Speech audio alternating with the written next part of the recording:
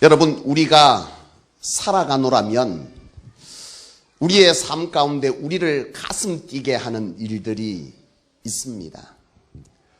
그것이 사물일 때도 있고, 그것이 사람일 때도 있고, 또 그것이 어떤 사건이나 또는 신앙에 의한 것이나 또는 내 신념이나 내 어떤 비전들이 우리로 하여금 가슴을 뛰게 하는 줄로 압니다. 일평생 성공을 꿈꾸던 한 남자가 있었는데, 이 남자는요, 자기 평생의 소원이자 바람은 자기가 성공하는 것이고 또 자기가 출세하는 것 외에는 자기가 바라는 것이 아무것도 없었어요. 일평생 한눈 팔지 않고 그것만을 위해서 주구장창 긴 세월을 계속해서 결혼도 하지 아니하고 오로지 출세를 위해서, 성공을 위해서 자기 인생을 태웠어.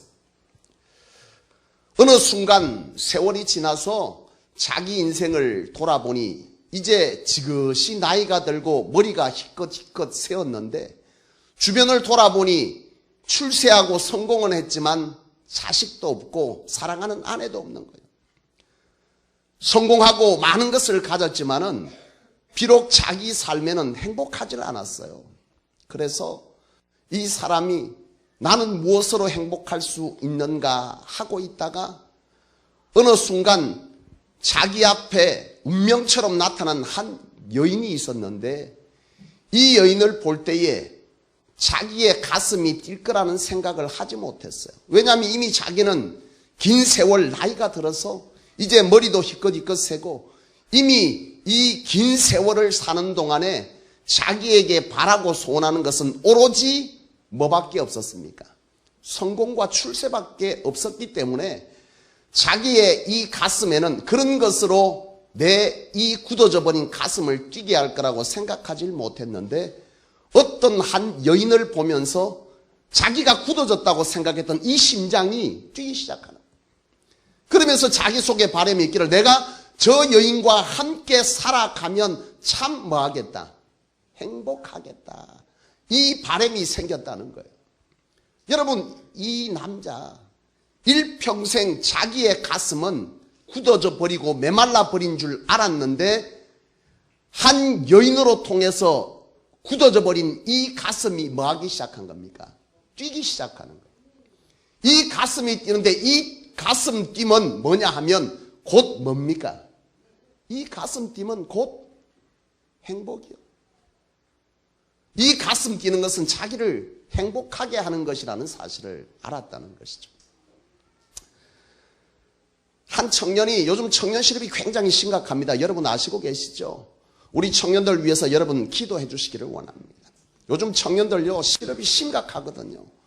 도서관에 청년들이 차고 넘쳐요. 취업 준비를 하는데 끊임없이 언제 취업될지를 알지 못한 채 취업을 위해서 끊임없이 공부만 하고 있습니다. 기회가 주어지면 여러분 이력서를 갖다 내지만 이제는 십수번 떨어지는 것은 기본이라 그래요.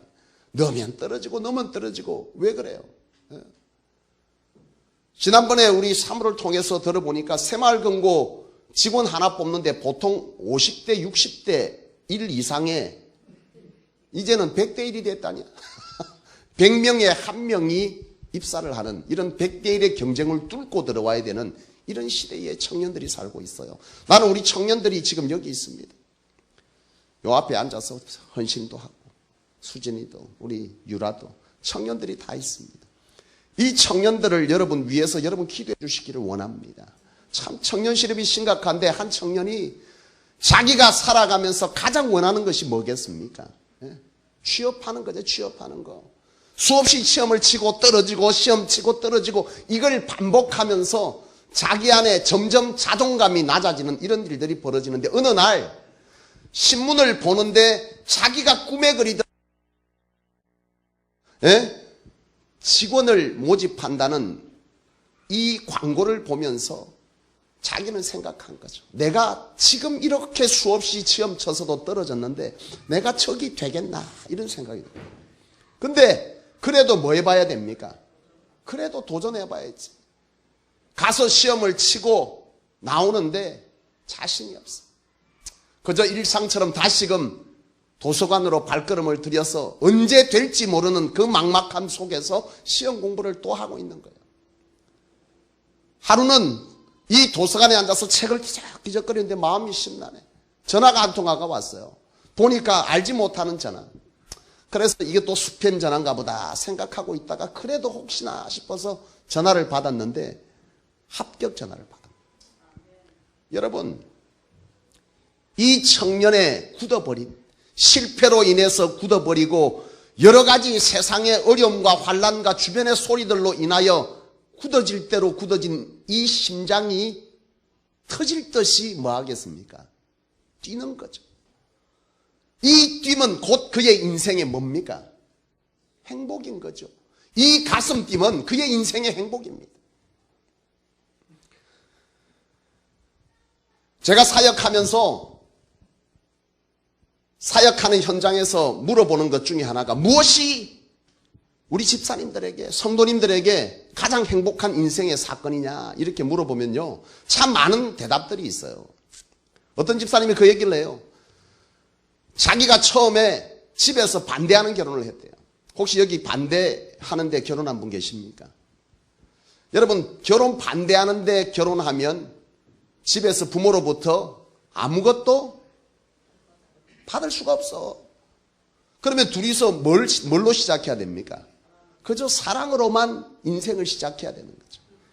둘이서 사랑 갖고 시작하는데 여러분, 이 사랑이 참 사랑으로 견디기에는 이 현실이 참 너무 팍팍한 거죠.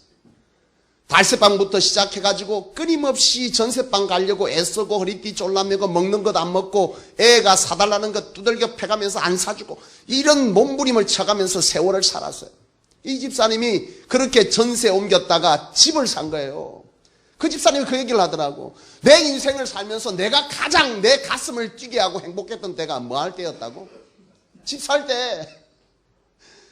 달세 살다가 전세 갔다가 자기 이름으로 집을 샀을 때가 자기 인생에 돌아보니까 그때가 가장 자기를 행복했던 때로 기억하더라 이 말이죠.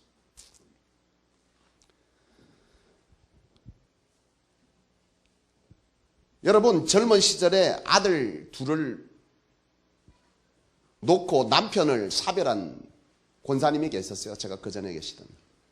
그 권사님이 그 얘기를 해요. 한 번은 추도 예배가 있어서 절 보고 추도 예배를 조금 드려줄 수 있느냐 그래서 추도 예배하기 위해서 갔어요, 집에. 추도 예배를 하나님 앞에 다 드리고 또 그분의 좋은 뜻을 기리고 신앙에 관한 권면들을 하고 그리고 살아생전에 좋아했던 그분이 불렀던 찬송을 가족들이 같이 부르고 그리고 축복하면서 이 추도 예배를 마쳤어요. 추도 예배를 마쳤는데 마치고 나니까 그 권사님이 그러더라고요.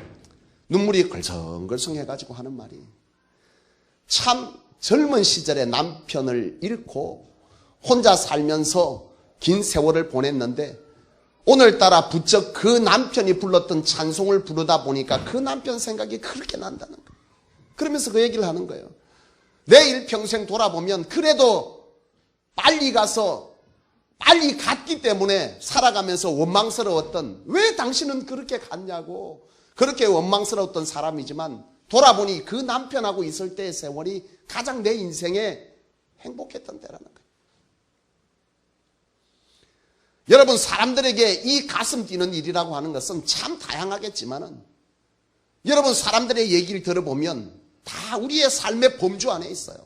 내가 취업했을 때, 그리고 내가 직장에서 최고 좋은 실적을 거두었을 때에, 내가 진급했을 때, 내 자식이 수능에 합격했을 때 뭐 등등 이런 얘기들이 우리의 삶 가운데 우리를 가슴 뛰게 하고 또 우리로 하여금 그 가슴 뛰면 곧 행복이라고 하는 사실을 바로 우리로 하여금 알게 하더라는 것이죠.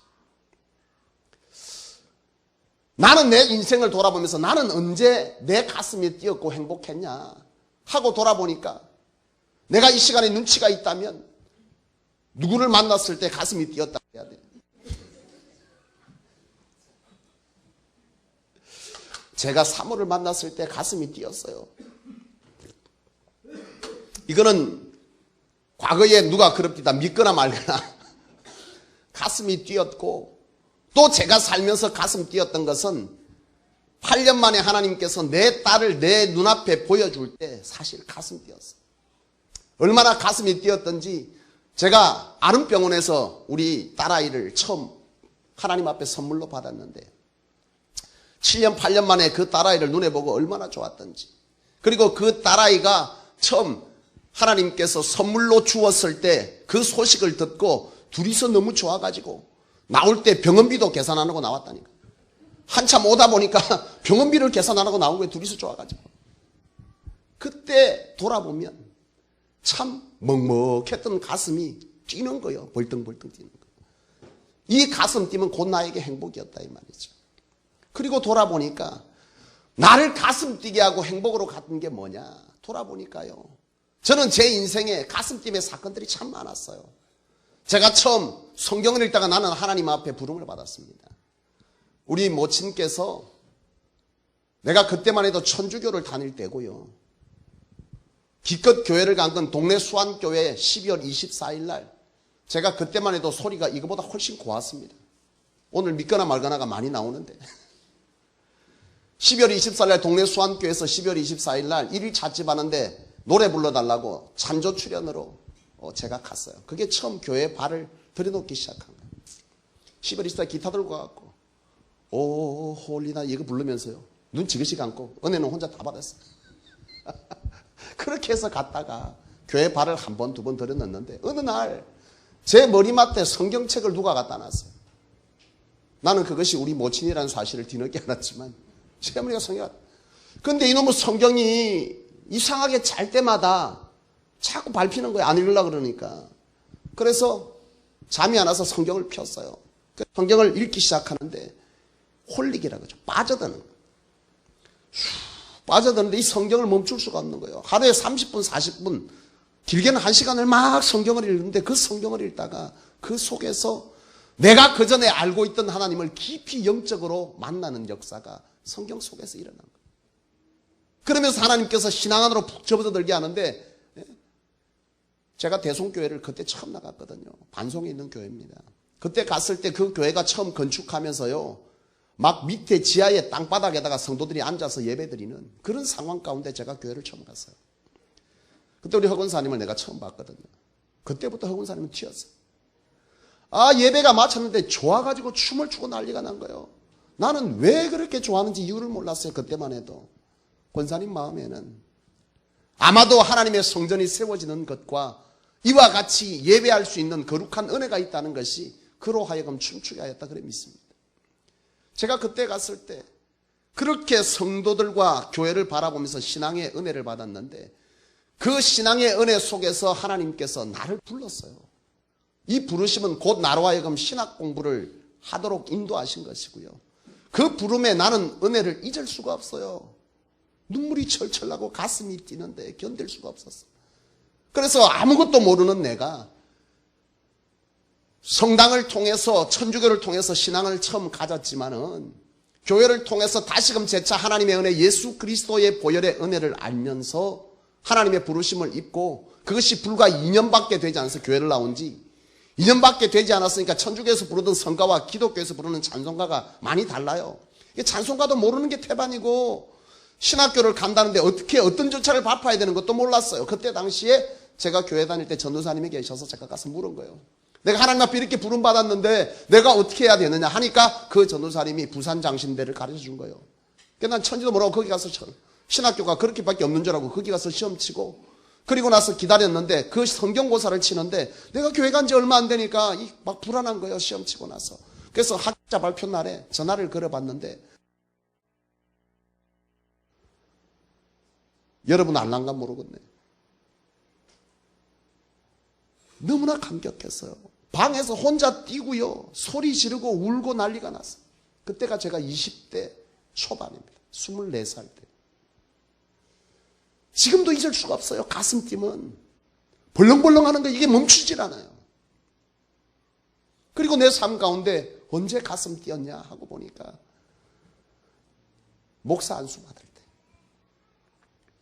이거 희한하더라고. 전도사나 목사나 그 사람이 그 사람인데 목사 안수를 받기 위해서 가운을 딱 입히는데 그때 가슴이 막 벌렁벌렁 뛰는 거예요. 이게 막 벌떡벌떡. 뭔가 내 안에 하나님으로 하여금 이 가슴 뛰는데 그 가슴 띠이 신기할 정도로 행복감을 주더라니까요. 그리고 또 언제 행복했냐? 제가 플러를 졸업할 때 미국 땅에 밟고 졸업식을 하는데 3일 동안 졸업을 하더라고, 미국은.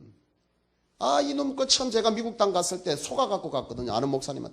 정광민 목사님, 지난번에 왔잖아요. 그 정광민 목사님 미국에서 6년 동안 플러에서 공부했거든요. 미국에서 졸업하고 왔길래 하나님 은혜 가운데 또 그 길을 보게 하셔서 제가 물었어요. 박사과정을 최고로 빨리 마칠 수 있는 길이 몇 년 만에 할 수 있냐? 그랬더니 이 목사님이 내한테 1년 6개월 만에 끝낼 수 있대요. 그래서 내가 순진하게 그걸 또 믿고 학교를 알아보지도 않고 덜컥 갔어. 입학 시험 치고 서류 전형 합격하고 당신 미국에서 플러에서 공부할 자격이 있으니까 오라 그래서 가서 첫 수업을 듣고 목사님들에게 물어봤어. 1년 6개월 만에 마칠 수 있다는데 맞습니까? 하니까 무슨 말도 안 되는 소리를 하냐 이러는 거예요. 내가 지금 벌써 미국 땅에 와 있는데. 그래 알아보니까 아무리 빨리 끝내도 3년이 걸린다는 거예요. 이제 왔고 돌아갈 수도 없고 첫 수업을 듣는데 첫 수업이 타문화 교회 개척. 이건 또 웬 말이고 한국 땅에서도 개척 안 해본 내가 타문화에서 교회 개척을 어떻게 할 것인가를 과제로 A4 용지 40장에서 50매를 소논문으로 과목마다 내라는데 도무지 앞이 캄캄한 거예요. 한국에서는 목회 접고 왔고 1년 6개월 만에 끝낼 줄 알고 왔는데 이미 아무리 빨라도 3년이라 그러고 수업은 들어왔는데 얼투당투하는 수업은 하고 논문을 쓰려고 하니까 논문 쓰는 방식도 완전히 달라. 한국 논문은 몇 페이지부터 몇 페이지까지 주 이렇게 달면 되는데 미국 논문은 그렇게 안 돼요. 정확하게 몇 페이지에 어디에 있다는 걸 정확하게 명시해야 돼. 그러니까 이 짜집기가 안 되는 거예요. 한국에서 논문 쓸 때는 다 짜집기해서 썼거든. 미국 땅에서 이게 안 되는 거예요. 얼마나 고민에 빠졌는지 여러분. 1년이 지나고 1년 6개월 2년이 지났는데 어느 순간 광야에 혼자 버려진 듯한 느낌이 오는 거예요. 막막함이 밀려오는데 미국 땅에 한 번은 공원에 이렇게 서 있는데 이 세상에 아무도 없고 내 혼자 홀랑 벗겨져서 서 있는 듯한 그런 느낌이 오는 그 공허함이 끊임없이 밀려왔어요. 그 과정 가운데 끊임없이 공부를 했는데 마지막 졸업식 때 이게 주마등처럼 쫙 지나가는 거예요. 아무에게도 말하지 못했던 고민, 말하면 사람 초라해질까 봐 하지 못했던, 심지어 내 아내에게도 이런 말을 하기에는 혼자서 한국 땅에서 견디고 있는 그 고통이, 그 시간들이 차마 말할 수가 없는 거예요. 미국에서 공부하다가 방학 때 잠시 들어와서 얼굴을 보는데 절대 이 말을 할 수가 없지. 말하면 얼마나 힘들고 실망하겠어. 이게 졸업식을 하는데 이놈의 졸업식은 한국은 졸업식 보통 얼마 합니까? 하루도 2시간만 하면 졸업식 끝나잖아요. 이놈 미국 땅은 이상해요. 졸업식을 3일 내도록 꼬박이에요. 아침부터 저녁까지. 이게 막 아침에부터 들어가고 하는데 막 계속 3일 동안 하는데 남들은 다 힘들다고 난리인데 나는 사실은 앉아있는데 순간순간 너무 감사한 거예요. 가슴이 벌렁벌렁. 졸업장을 받고 가운을 다시 입혀주는데 박사 가운을 입혀주는데 속이 벌렁벌렁. 너무 행복한 거죠. 그리고 최근에 나를 가슴 뛰게 하는 것이 뭐냐 하고 보니까 하나님께서 이 성소교회를 세우게 하실 때에 하나님이 기적같이 이 하나하나를 채워가시면서 성도들을 불러주실 때에 그 부르심에 대한 그 사건들이 나로 하여금 가슴 뛰게 한 거죠. 여러분 오늘 이 본문은 사도 바울의 얘기입니다. 사도 바울이 로마로 가기를 원했습니다. 고린도에서 로마로 가려고 했는데 하나님께서 길을 막은 거예요. 로마로 갈 수 있는 길이 막혔어. 근데 로마는 어떤 상황이냐? 네로에 의해서 핍박받고 환난 속에서 너무나 어려운 신앙 상태를 가지고 있는, 그래서 사도 바울은 그곳에 가기를 원했어. 그들을 위로하고 그 속에서 복음의 불씨가 끊이지 않도록 가기 위해서 사도 바울은 자기 안에 이 사명감으로 그곳에 가기를 원했는데 하나님이 길을 막으셔. 길을 막음으로 인해서 이 사도 바울이 뭘 했다고 오늘 본문에 기록하느냐 하면 자기가 이방인들과 유대인들에게 복음을 전했다는 거예요. 막았다고 안 하는 게 아니라 그 속에서도 고린도를 중심으로 자기가 그 일을 했는데 오늘 이 본문에 보니까 어떻게 합니까? 예? 오늘 이 본문에 보면 나와 있잖아요. 이 본문에서 여러분 같이 봅시다.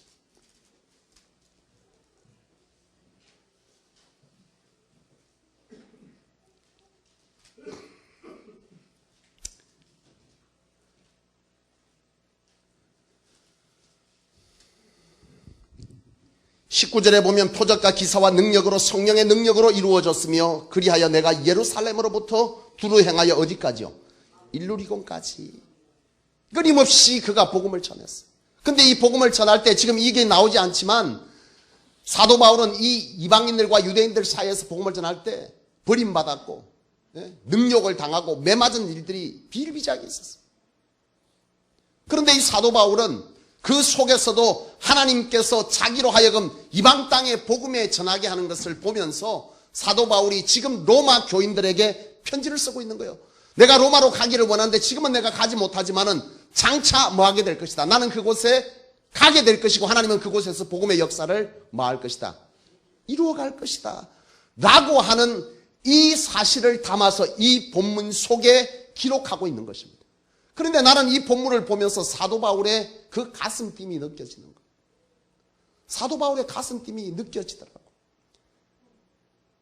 자기의 삶 가운데 하나님의 역사가 있고 그곳서 장차 지금 내 어려움 속에서도 하나님이 복음을 중단하지 않았듯이 지금은 막혀있지만 하나님이 때가 되면 그 로마 땅에도 다시금 나를 가게 할 것이요 그곳에서 하나님의 복음의 역사는 있게 될 것이다 라고 하는 이 거룩한 사명 안에서의 은혜가 사도 바울을 뭐하게 하는 겁니까?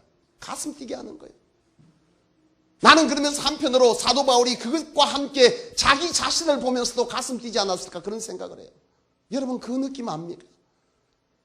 나는 내 안에 하나님의 사명이 있을 때 하나님의 사명 안에 어렵지만 그 사명을 놓지 않는 내 자신을 바라보면서 내가 내 자신을 바라보면서 가슴 뛸 때가 있어요. 사도 바울이 그 상황이지 않을까? 자기 자신을 바라보면서 지금 어려운 상황 속에 하나님의 일하심을 보면서 장차 로마 땅에 하나님의 그 일하심을 보면서 그 기대 속에서 가슴뛰이 있고 내가 지금 매를 맞고 능욕을 당하고 내가 버림을 받는 속에 있었지만 이 복음의 씨앗을 놓지 아니하고 서 있는 견뎌내는 자기 자신을 보면서 사도 바울은 가슴 뛰었을 것이다 이 말이죠. 여러분 오늘 여러분은 뭘로 가슴이 뜁니까? 무엇으로 가슴이 뛸까요? 오늘 우리에게 가슴 뛰의 사건들은 많을 것입니다. 재물이 나를 가슴 뛰게 하고 나로 하여금 사랑이 나를 가슴 뛰게 하고 나로 하여금 진급이 가슴 뛰게 하고 나로 하여금 1등이 가슴 뛰게 하고 나로 하여금 합격이 가슴 뛰게 하고 나로 하여금 집사미 이 땅의 여러 가지 소유 그리고 명품 빼기 여러 가지 사건들이 나로 하여금 가슴 뛰게 하는지 모르겠습니다. 중요한 것은 오늘 하나님은 우리로 하여금 그런즉 그리스도 예수 안에 있으면 뭐라고 말합니까? 새로운 피조물이라 보라 이전 것은 지나갔으니 보라 새 것이 되었답니다. 오늘 저와 여러분은 새 것입니다. 과거에 나는 그런 것으로 가슴뛰이 있었고 그것으로 행복했을지는 모르나 오늘 적어도 주께서 우리에게 말씀하시는 것은 그런즉 이제는 그리스도 예수 안에 있으면 너희는 새로운 피조물이 되었답니다. 우리의 가슴뛰이 우리의 행복이 오늘 그것을 넘어서야 할 줄로 믿습니다. 새로워져야 할 줄로 믿습니다. 여러분 그것이 우리를 가슴 뛰게 할 수도 있지만 정말 가슴 뛰게 하는 것은 사도 바울을 가슴 뛰게 하는 것은 그것이 아니더라는 겁니다. 사랑하는 여러분 성소교회 성도 여러분 하나님께서 여러분들을 이 교회 가운데 부르셔서 이 세대 가운데 그리고 이곳에서 여러분을 행복을 회복하라 하시고 이 땅의 행복을 잃은 자들에게 그리스도로 통해서 얻은 이 행복을 가지고 그들을 행복하게 할 사명으로 여러분들을 부르셨습니다. 이 교회 가운데 그와 같이 부름받은 여러분들에게 여러분들이 진정 삶의 자리에서 가슴 뛰게 하는 것은 무엇인지 한번 생각해 보십시오. 나는 여러분들이 하나님의 말씀을 들음으로 가슴이 뛰기를 원하고 이 예배의 자리에 있다는 것만으로 가슴 뛰기를 원하고 하나님의 말씀 속에서 은혜로 인해서 가슴 뛰는 일이 있기를 원하고 내가 복음 전한 한 사람이 나와 같이 그리스도의 제자됨을 보고 가슴 뛰기를 원하고 나의 환난과 어려움 속에서 여호와께서 내 원하는 대로 내 길을 열지 아니하나 그럼에도 불구하고 내가 복음의 이 씨앗을 놓지 아니하는 사명 가운데 서 있는 나 자신을 바라보면서 내 자신에 의해서 가슴 띵이 있어야 할 줄로 믿습니다. 사랑하는 여러분, 하나님은 오늘 이 시대에 그런 여러분들을 찾고 있는 줄로 믿습니다. 먹먹해져간 가슴, 식어져 버린 가슴, 예배하나 내 안에는 아무런 가슴 띵이 없는, 스스로 자족하고 만족하면서 그래도 나는 예배자의 자리에 서 있으니까 나는 복되다 말하는 그런 그리스도인이 아니라, 하나님 안에서 예배함이, 말씀 들음이, 기도하며 은혜가, 찬송하며 느껴지는 그런 영적 은혜로 내 심장이, 굳어버린 심장이 다시금 뛸 수 있기를 원합니다. 주 예수보다 더 귀한 것은 없네. 이 세상 부귀와 바꿀 수 없네. 유혹과 핍박이 밀려와도 주 사랑하는 마음 변치 않네. 세상 즐거움 다 버리고 세상 자랑 다 버렸네. 주 예수보다 더 귀한 것은 없네. 예수밖에는 없네. 이 고백이 사도 바울의 고백이 아니었을까? 이 찬송을 부르는데 여러분 안에 가슴팀이 있습니까? 그건 남에게 얘기고 나는 모르겠고 참 좋네. 저 사람 저 찬송 부르면서 왜 저래 날리고. 사랑하는 여러분, 여러분 안에 먹먹해진 영적 가슴을 다시 뛰게 하는 은혜가 있기를 원합니다. 지난 3년의 세월을 지나면서 나는 나 자신을 돌아봤습니다. 내게 지금 가슴팀이 뭐냐? 어느 순간 가슴팀이 멈추어 있다는 사실을 발견했어요. 왜 멈추었을까 하고 보니까 하나님이 주신 거룩한 비전이 내 안에 잘못된 목적으로 자리 잡고 있는 거죠. 사실은 가장 중요한 것은 한 영혼이 주 앞에서 제자로 서게 되는 일을 보며 그것으로 가슴 뛰어야 할 내가 지금 무엇으로 내가 붙들려 있느냐, 어떻게 해서든 뭘 짓고 교회를 세우고 성도의 수를 늘리고 사람들로 하여금 헌신자의 자리에 서게 하고, 이것이 목적이 되어지면서 그렇게 따라주지 못하는 성도들을 향해서 나도 모르는 사이에 원망이, 나도 모르는 사이에 답답함이, 나도 모르는 사이에 실족함이 찾아와서 이 사역을 하는 내내 내가 행복하질 않아요. 왜 그럴까 하고 보니,